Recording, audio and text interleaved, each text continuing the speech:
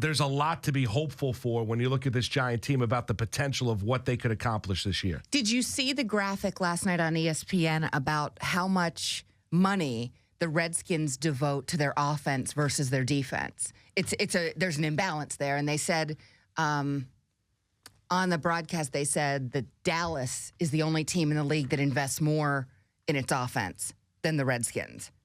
And then if you think about the Giants, and I haven't done the math, salary cap numbers to salary cap numbers, but they're clearly heavily invested in their defense at this point. Right. And their defense is leading them. Whereas those other teams obviously rely on their offense to lead them. It's a philosophical conversation. Listen, if you have the right offense, you're still going to win, and you're going to win big. We've seen it. But the Giants' defense, to me, gives you kind of the no fluke option where you can just line up and play and win games. Yes. And the Giants, for a while, over the past few years, all losing seasons, 19 wins the last 3 years, it's been atrocious, would have to rely on the crazy play, the great play, usually by Odell Beckham Jr. the last couple years. But can they win it that way? And they don't have to do that anymore. It's been a complete, we use the word culture a lot, but it's been almost a complete culture shift in that locker room and on that field. And Kim, to do that in one offseason is remarkable. And for, to spend, because we see teams go out there and spend a ton of money in off seasons, and the Redskins have a lot of times led the way.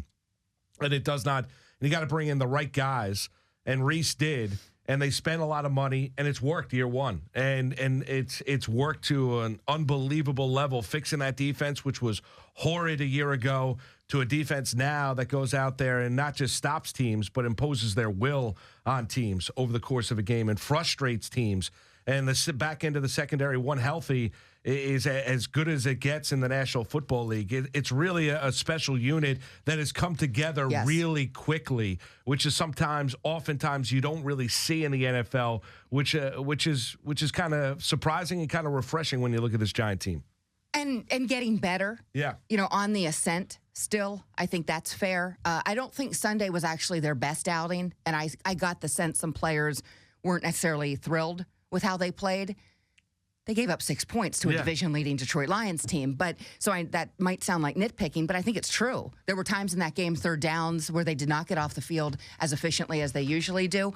But I think you look at that team, you talk about the high-priced guys, but there are also a couple of undrafted rookies contributing. Andrew Adams at the back end of the secondary.